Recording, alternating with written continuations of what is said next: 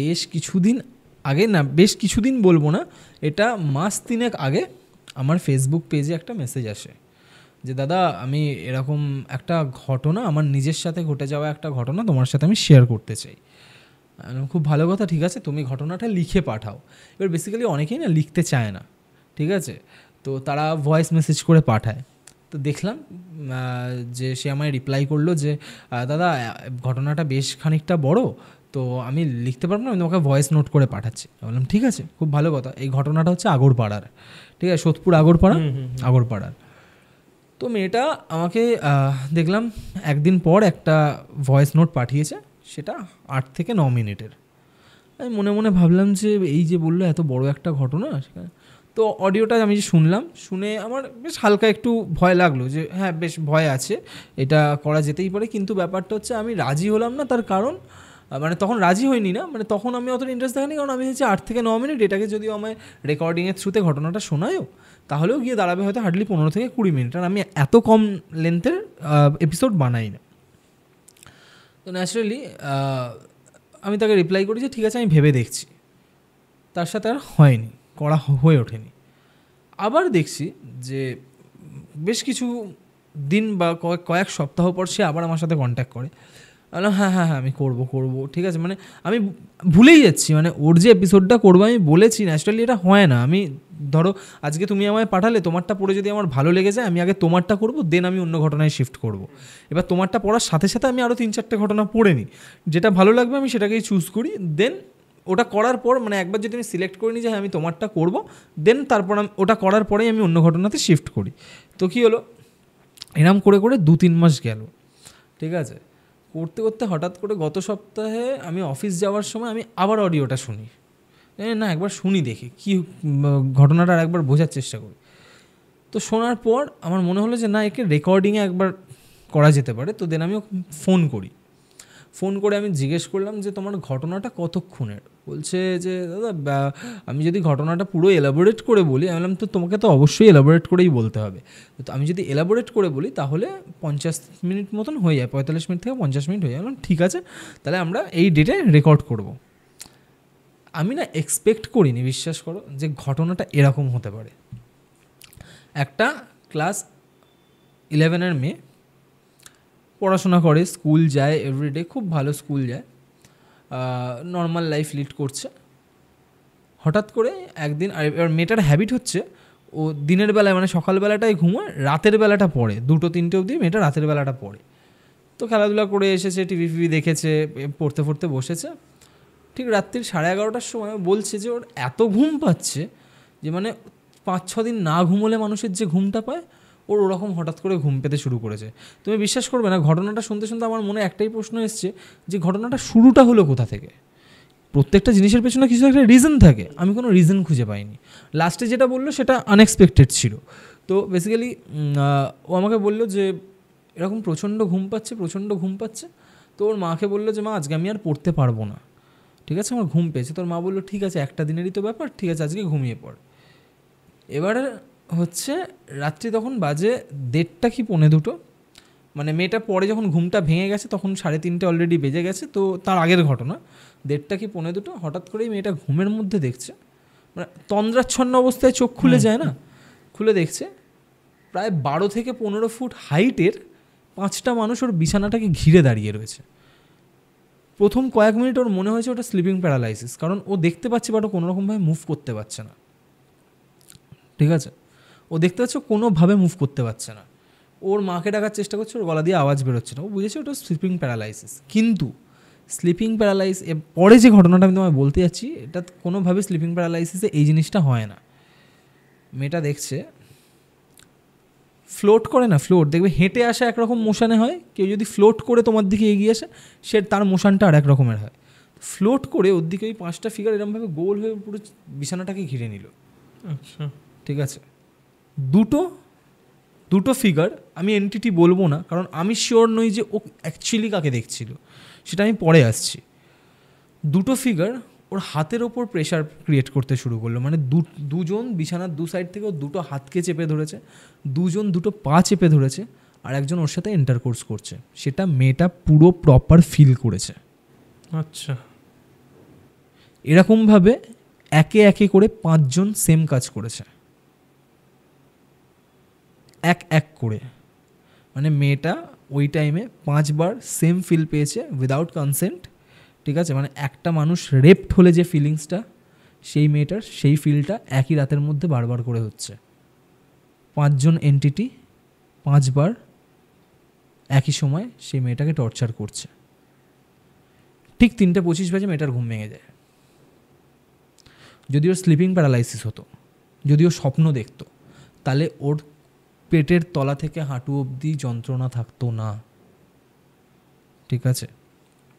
তো ও উঠে দেখছে, ও উঠে বসতে পারছে না, বুঝলে? তো উঠে বসতে পারছে না, তো ও না প্রথমে তখনও নিজেকে এটাই বোঝানোর চেষ্টা করছে যে ও স্বপ্ন দেখেছে। এরকম না যে প্রথমেই ভয় পেয়ে গেছে সামথিং লাইক দ্যাট, এরকম কিচ্ছু নয়। ও ভাবছে যে স্বপ্নই দেখেছে। তো মেয়েটা বলছে যে পরের দিন যখন ওর মাকে সকাল হতেই ঘটনাটা বলে যে মা গতকাল রাতে আমার সাথে এই জিনিসটা ঘটেছে, ঠিক আছে? ওর মা বলছে যে তুই বেশি সিআইডি দেখা বন্ধ কর। ওদের বাড়িতে নাকি খুব সিআইডি ফিআইডি চলতো, এটা 2017-র ঘটনা বলছি। তো প্রচুর সিআইডির এপিসোড, তো তুই সিআইডি দেখা বন্ধ কর, তুই দেখছিস বলে, তুই এইসব ভাবছিস বলে তোর হয়তো এই জিনিসগুলো মনে পড়ছে। কারণ ন্যাচারালি আমাদের মা বাবারা এটাই ভাবে যে আমরা স্বপ্নে ওটাই দেখি যেটা নিয়ে আমরা সারাদিন ধরে ভাবছি, বা ঘুমোতে যাওয়ার আগে আমরা যেটা নিয়ে ভাবছি, তো আমরা সেটাই স্বপ্নে দেখি। ও বললো ঠিক আছে। পরের দিন মেয়েটা স্কুল যেতে পারিনি, ওকে? সারাদিন ও নর্মাল ছিল, সারাটা মানে পরের দিন, এটা সেকেন্ড ডের কথা বলছি, ও নর্মাল ছিল। নর্মাল থাকতে থাকতে খাওয়া দাওয়া সব কিছু করে আবার রাতের বেলায় ঠিক 10:30 11টা বেজেছে, ওর মারাত্মক ঘুম পেয়েছে, মারাত্মক। মানে বলছে আমি চোখ টেনে রাখতে পারছি না। আবার ওর মায়ের কাছে গিয়ে বলছে মা আমি আজকে আর পড়তে পারবো না, আমাকে ঘুমোতেই হবে। ও তখন মনে পড়েছে যে গতকাল রাতেও তো এই সেম জিনিসটা হয়েছিল আমার সাথে, ঠিক আছে? তো তখন ওর মা বলছে তোর কিন্তু প্রত্যেক দিনের নাটক হয়ে যাচ্ছে এটা, ঠিক আছে? তুই পড়াশোনায় ফাঁকি দেওয়ার জন্য এই কাজটা, এই কথাগুলো বলছিস। বলছে না মা বিশ্বাস করো আমি পারছি না, আমি চোখ খুলেই রাখতে পারছি না। বিছানাতে গেছে ইউজুয়ালি, আবার ঘুমিয়ে পড়েছে। এবার দেখছে যে হঠাৎ করে আবার সেম জিনিসটা সেম টাইমে, অ্যাট দ্য সেম টাইম, এবার ওর ওপর টর্চারটা বেড়ে গেছে। কীরকম বেড়ে গেছে? ওকে ফিজিক্যালি হার্ম করছে ওর ঘুমের মধ্যে, ঠিক আছে? মানে হাত ফাত মুচকে দিচ্ছে, পা মুড়ে দিচ্ছে। মানে এরপর যেটা আসবো, মানে যেটা মেয়েটার মাটা দেখেছে, সেটা শুনলে তোমার গায়ের লোম খাড়া হয়ে যাবে। তো এই জিনিসটা হচ্ছে সেম, পরপর 5টা এন্টিটি 5 বার ওর সাথে ইন্টারকোর্স করে, ওকে? মেয়েটা অদ্ভুতভাবে রোগা হয়ে যায়, ঠিক আছে? ওই কয়েকদিনের মধ্যে। এটা আমি তোমার সেকেন্ডের ইনসিডেন্টটা বলছি। এবার মেয়েটা আবার ওর মাকে জানায় যে মা এরকম কিন্তু হচ্ছে। বলছে ঠিক আছে, কালকে রাতের বেলায় তুই জেগে থাকবি, তোকে ঘুমোতে হবে না, তুই ঘুমিয়ে পড়লেই তো এরকম হচ্ছে, তুই জেগে থাকবি।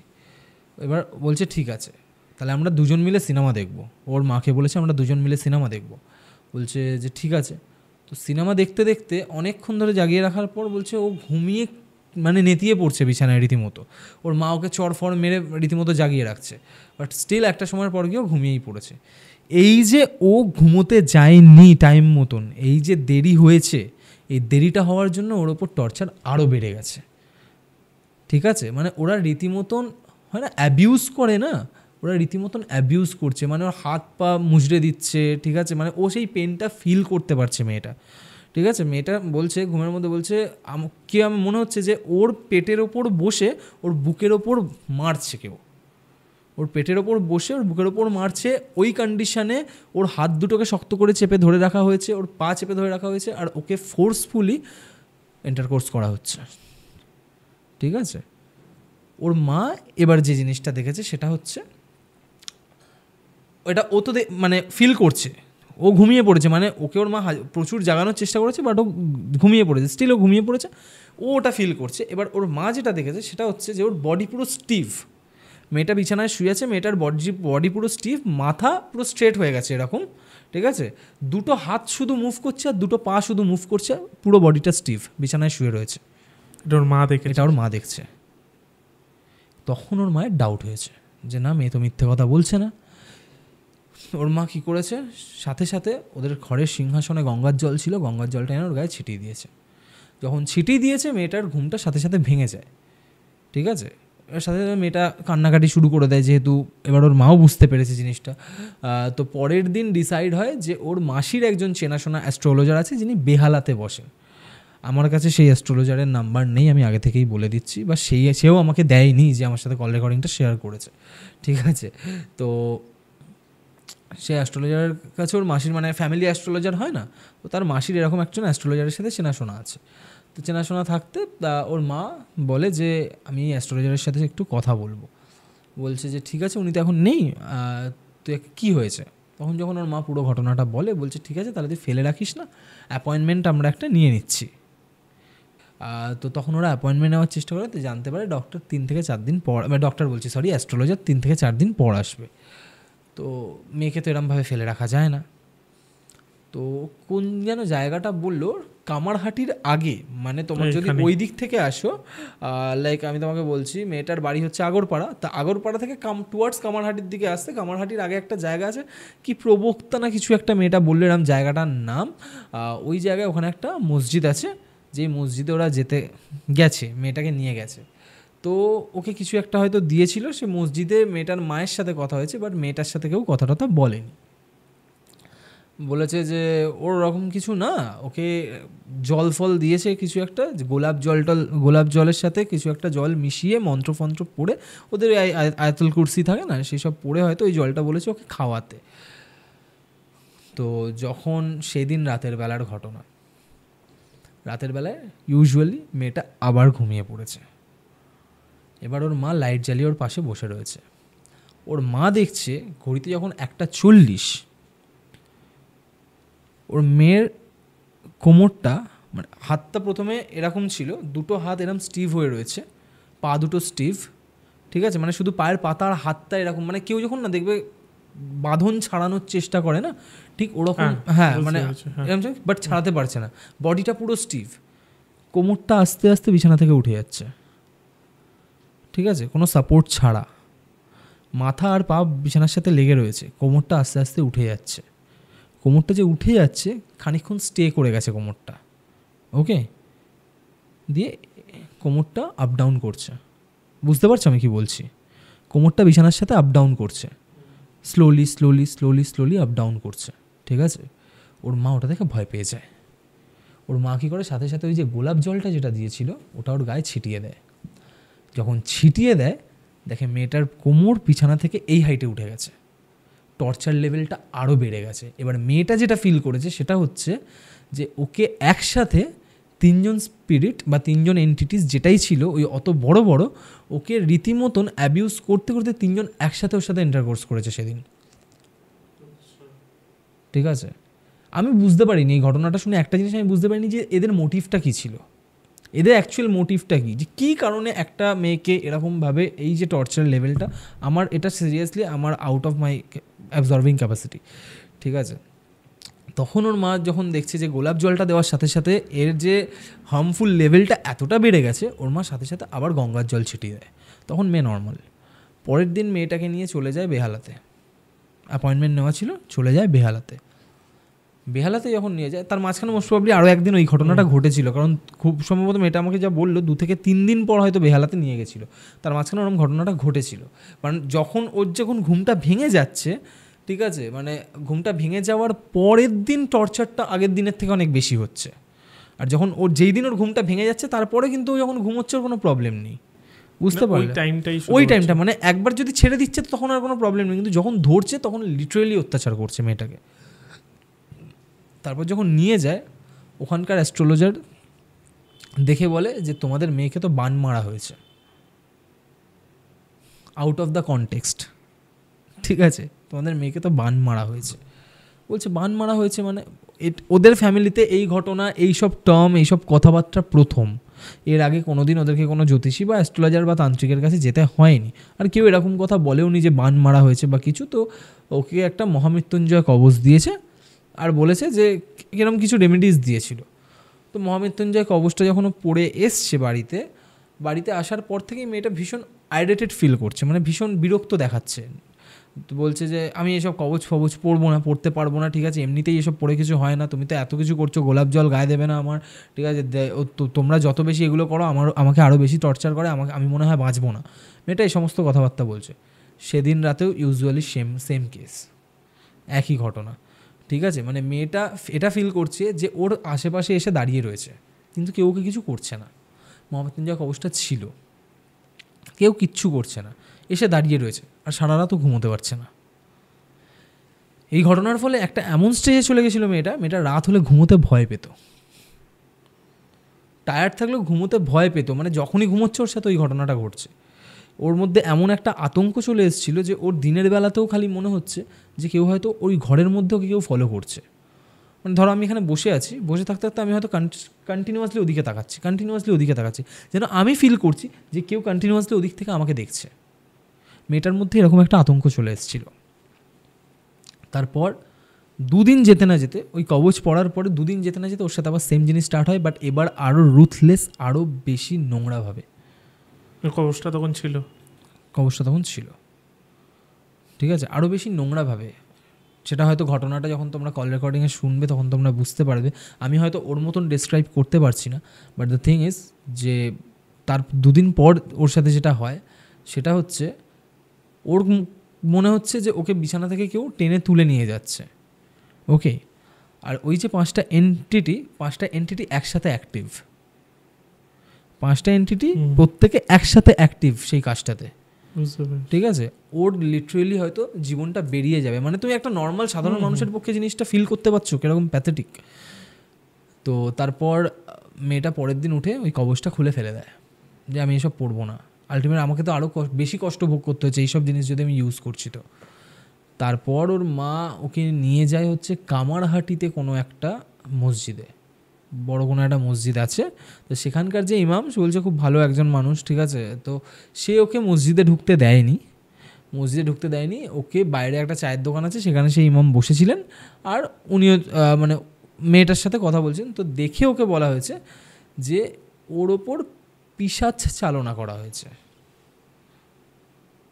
ওকে। কে করেছে সেটা বলেনি, বলছে আমি যেটা করে দিচ্ছি তাতে এই প্রবলেমগুলো আর হবে না, তবে যেতে টাইম লাগবে এই জিনিসটা, তো এই প্রবলেমগুলো আর হবে না। আর কিছু হয়তো দিয়েছিল, জল পড়া ফল পড়া এসব কিছু হয়তো দিয়েছিল, আমার ঠিক মনে পড়ছে না। তো তারপর ওইগুলো নেওয়ার পর ওকে বলেছিল যে ওর ফ্যামিলিরই কোনো একজন রিলেটিভ যে আছে সেই হয়তো ওকে এটা পাঠিয়েছে। এই জিনিসগুলো হতে থাকলে, কন্টিনিউয়াসলি চলতে থাকলে ও রক্তশূন্যতায় মারা যাবে। আচ্ছা, ঠিক আছে। তো সেই কারণে মানে ওকে মেরে ফেলার জন্যেই পাঠানো হয়েছে। কোনো একটা প্রপার্টি রিলেটেড বা কোনো কিছু রিলেটেড হয়তো ঝামেলা ছিল, যেটার কারণে নামটাও ও বলেনি আমাকে যে কে এই জিনিসটা করেছে। মানে ও জানে, হ্যাঁ ও জানে, ঠিক আছে। মানে ও এটা পরে কানেক্ট করতে পেরেছে বা রিলেট করেছে। তো বললো যে নামটা বলতে পারবো না। বললাম ঠিক আছে, আমি নামটা শুনতেও ইন্টারেস্টেড নই ফার্স্ট অফ অল। তো এরকম হওয়ার পর দেন জিনিসগুলো থেমে যায় আস্তে আস্তে। তারপর লাস্টেও আমাকে জানায় যে এই ঘটনা 2017-র, 2019-এর শুরুর দিকে সেই জিনিসটা আবার ফিরে এসেছিলো, ঠিক আছে। যেটা ও আবার আমায় পরে কোনো একদিন জানাবে, যেটা আমি এখন অবধি শুনিনি। মানে সেম জিনিসটা 2019-এর শুরুর দিকে, মানে ওটা 2017-র শেষের দিকে হয়েছিল, মাঝখানে একটা বছর কোনো প্রবলেম ছিল না। 2019-এর শুরুর দিকে আবার সেই জিনিসটা ফিরে এসেছিলো, আর আরও বাজেভাবে ফিরে এসেছিলো। এখানেই সাসপেন্স, বিশাল সাসপেন্স। আমি ওয়েট করে আছি যে আমি পরের রেকর্ডিংটা কবে করবো। আচ্ছা, তো এই ঘটনাটা বেসিক্যালি আজকেই আমার, মানে যেই দিন আমরা শ্যুট করছি আজকেই আমার চ্যানেলে পাবলিশড হবে এই ঘটনাটা। তো আমার চ্যানেলে আসার আগে আমি তোমাকে শোনালাম ঘটনাটা, কিন্তু দর্শক পরেই শুনবে কারণ আগের এপিসোডই রিলিজ হয়নি। যাই হোক, তো এটা খুব সম্ভব যদি এই ঘটনাটা দর্শক আমার চ্যানেলে গিয়ে অরিজিনাল রেকর্ডিংটা শুনতে চায় তাহলে বলো গল্প বলার 63 নম্বর এপিসোডটা তোমরা শুনবে, তোমরা বুঝতে পারবে। এর পরের পার্টটাও দেখা যাক কি হয়। না খুবই ইন্টারেস্টিং যে কেন করলো, মানে একটা তো মোটিভ বোঝা গেছে প্রপার্টি রিলেটেড। আমার সব থেকে বেশি মানে কি বলবো গুজবাম্পস দিয়েছে যখন বলছে যে মেয়েটার মা দেখতে পাচ্ছে মেয়েটার কোমরটা আপ ডাউন করছে বিছানার ওপর, ঠিক আছে। আর্চ হয়ে যায় না মানুষ, ওই পশ্চারে আপ ডাউন করছে এরকম ভাবে, মানে এটা কতটা প্যাথেটিক হতে পারে। একজন মা দেখছে, বাপরে বাপ। না ঘটনাটা মানে ভালো ছিল, মানে ভালো বলতে যার সাথে হয়েছে একদমই ভালো নয়, কিন্তু যারা শোনে ঘটনা তাদের জন্য ইন্টারেস্টিং এনগেজিং একটা ইনসিডেন্ট, মানে খুবই প্যাথেটিক। মানে মানুষ যদি এটা তার যে বললো যে প্রপার্টির জন্য বা কিছুর জন্য করে থাকে, মানুষ আমি শুধু ভাবি যে কতটা নৃশংস হলে এরকম একটা জিনিস করতে পারে। এটাই বোঝা যায়। হ্যাঁ, মানে আজকাল মানুষ নিজের স্বার্থের জন্য, দেখো এই কিছুদিন আগে ফেসবুক বা সোশ্যাল মিডিয়াতে এরকম প্রচুর ভিডিওস আসে যে নিজের মা বাবাকেই বাড়ি থেকে বার করে দেয়। ঠিক আছে, তো একটা কথা বলছি, যেই মানুষগুলো তোমাদেরকে পৃথিবীর আলো দেখাচ্ছে, যেই মানুষগুলোর জন্য আজকে তোমরা যেই পজিশনেই যাও না কেন, আজকে একটা কথা বলো, আমার মা যদি আমাকে অ না শেখাতো, আমি কোনোদিন ইউটিউবার হতে পারতাম? রাদার হতেই পারে যে ইউটিউবের কেরিয়ারের পেছনে তার কোনো হাত নেই, ঠিক আছে, বাট সে যদি আমাকে ABCD না শেখাতো, বা আমার বাবা যদি সেই টাইমটাতে যদি আমার মুখে খাবার না তুলে দিত, বা যদি আমার ভালো স্কুলে না পড়াতো, তাহলে কি আমার মধ্যে সেই ক্রিয়েটিভ সেন্সগুলো কোনো দিন আসতো? কোনো দিনও তো আসতো না। তো কোথাও না কোথাও আজকে তুমি যেই পজিশনেই রয়েছো, কোথাও না কোথাও তোমার ফ্যামিলি, ঠিক আছে, তুমি যার সাথে রয়েছো, তুমি যেই মানুষটা তোমার সোলমেট, প্রত্যেকের অবদান রয়েছে। তাই নিজের স্বার্থের জন্য কখনো নিজের রিলেটিভ তোমার কারোর সাথে নাই পড়তে পারে। আমি এমন একটা ছেলে, টু বি ভেরি অনেস্ট, আমার ফ্যামিলির 80% লোকের সাথে কথা বলি না, ঠিক আছে, আমার ফ্যামিলির 80% লোকের সাথে আমি কথাই বলি না, ঠিক আছে, কিন্তু আমি কারোর ক্ষতিও করব না। তোমার নিজের স্বার্থের জন্য তুমি, ঠিক আছে, তোমার পোষাচ্ছে না, তুমি সেখান থেকে নিজেকে দূরে সরিয়ে নাও, তুমি কারোর ক্ষতি করতে চাও না, কারণ আজকে তুমি যদি কারোর ক্ষতি করো, ইউনিভার্স তোমার ওপর থেকে বদলা নিয়ে চলে যাবে। আর যখন ইউনিভার্স বা নেচার তোমার ওপর বদলা নেবে, তোমাকে বাঁচানোর ক্ষমতা কোনো সাধু, সন্ন্যাসী, জ্যোতিষী, তান্ত্রিক কারণ নেই। এরকমই বিভিন্ন আরও ক্লিপস পাওয়ার জন্য, আরও বিষয়ে জানার জন্য আমাদের এই চ্যানেল UTS ক্লিপসকে অবশ্যই সাবস্ক্রাইব করুন।